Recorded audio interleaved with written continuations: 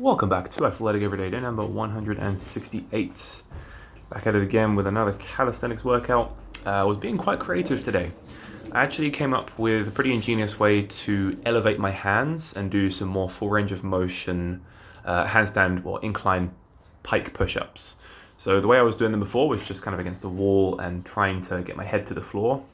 But the only issue with doing that, if we went against the wall, is if you can't do a full range of motion or you can't even do a full body weight handstand push-up. I can probably manage one, but then after that it's just a push. So I can't get any relevant volume in that sort of vertical pushing movement pattern. So I figured, why not just turn my dipping bar, or my, I guess you could call it a geriatric stroller. I don't know what that thing's actually supposed to be used for. There's my calluses here, by the way, guys. They were looking pretty bad. One of the downsides of doing a lot of training and you do a lot of grip, your calluses will get pretty fucked up. So I had to cut them off before this workout to make sure that I didn't rip them off and then make them bleed.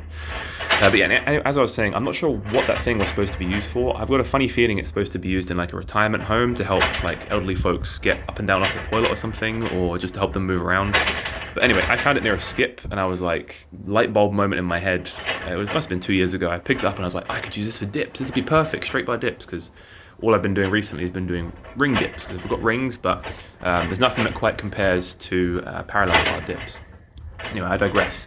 So later on in the workout, you'll see I decided that I would actually flip that on its side and then use that and utilize the sort of like half depth of that to use with the elevation of my feet on my plyo box and my Mirror Fit crash pads. The height of those allowed me to elevate my feet just enough to the point where I was able to get really, really nice, high quality, full range of motion pike push-ups. Side note, this set of pull-ups is probably my best set of pull-ups I've ever done in my life. I don't know what it was, but it was just really, really smooth. I felt like I was pulling myself up really, really high on the bar.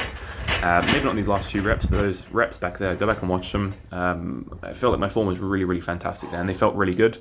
Just a combination of like false grip, torque, the bar being taped up, and then just pulling as hard as I can and getting as high as I possibly can with good form.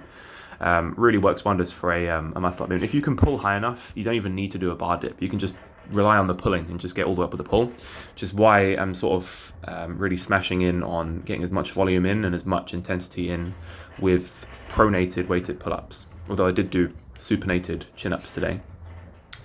So yeah, muscle-ups went well. I think they went pretty good.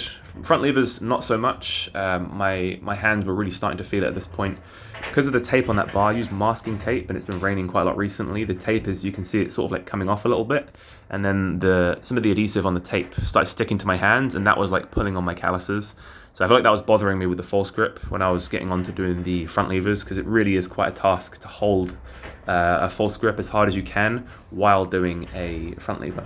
So you can see I'm sort of not quite getting the same form as I would, bending my arms a little bit, sort of rounding in the back as I do that front lever. But hey, I got a few reps in. I got 3 sets of, I was aiming for 5, and I think that's going to be a goal of mine, to get 3 sets of 5 really nice strict form, just straight front lever raises. And I'm going to build up to that by just closing my legs more and more in the straddle front lever.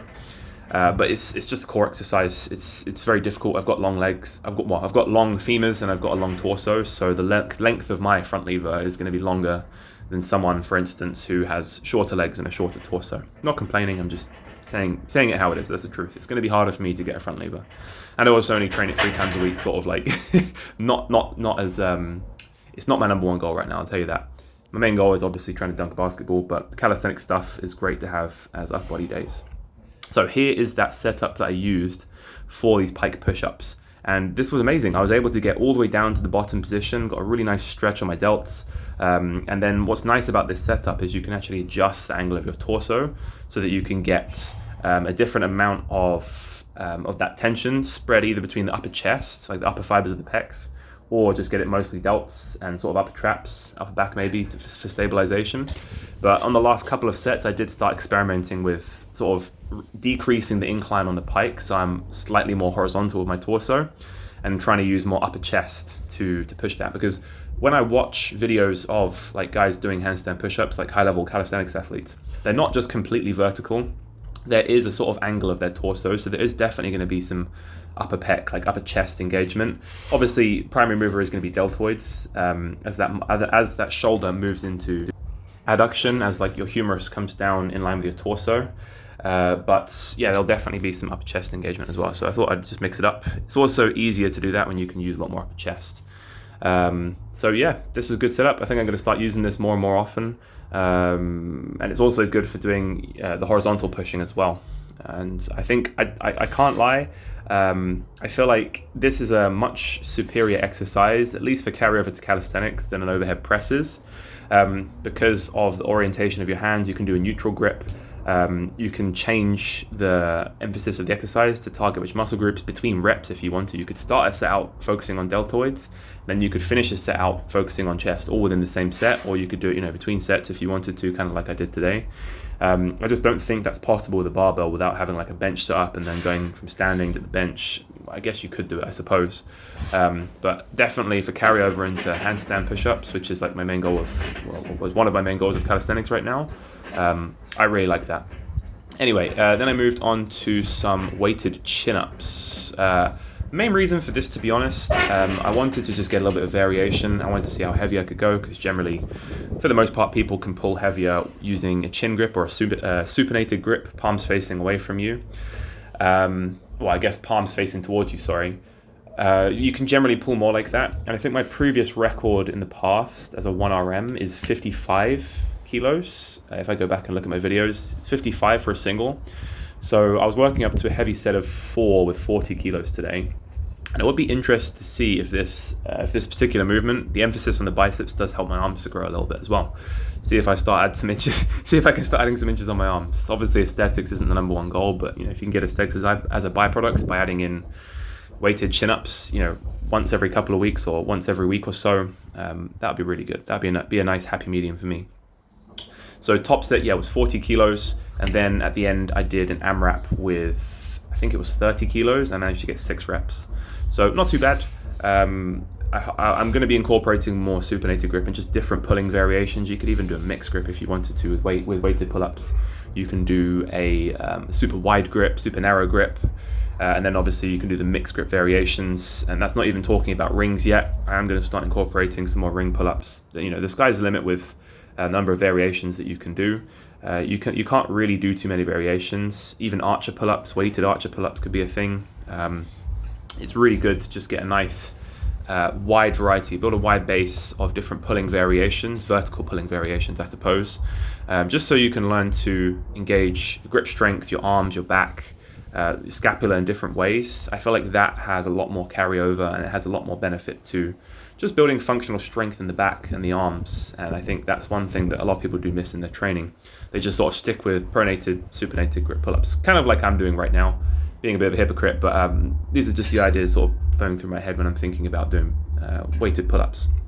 So here is that last set, AMRAP, 30 kilos. One thing I did notice when I watched back these videos earlier is that my left shoulder tends to elevate, the scapula tends to elevate a lot more.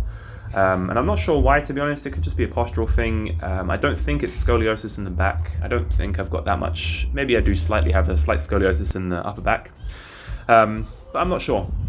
But yeah, that's one thing I did notice, and it's something I'm going to try and focus on next time, even with the pronated grip pull-ups as well. Trying to make sure that both my shoulders are packed down and back and together when I initiate that rep. And then neck training, tried isometrics. This was another aspect of me being creative today. I was inspired by the setup that I have at my work gym, where I have that sort of, I don't even know what it's called. It's like a strap that you attach bands to, and you attach those bands to stationary object, and then you can use that to do neck flexion and extension exercises. You can also rotate your head. So made my own makeshift one at home, and that worked pretty well actually. It wouldn't have worked with dynamic movements, but it definitely would work with just isometrics. Just holding that position, then turning 90 degrees, and then holding that position.